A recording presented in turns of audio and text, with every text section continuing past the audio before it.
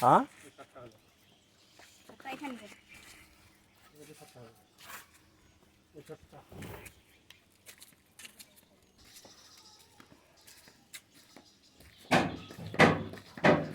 দিলীপ দা, তোমার ভয়ে মনে হয়, তোমার অত্যাচারে মনে হয় বাটালদা বিয়েই করে নিল। হ্যাঁ,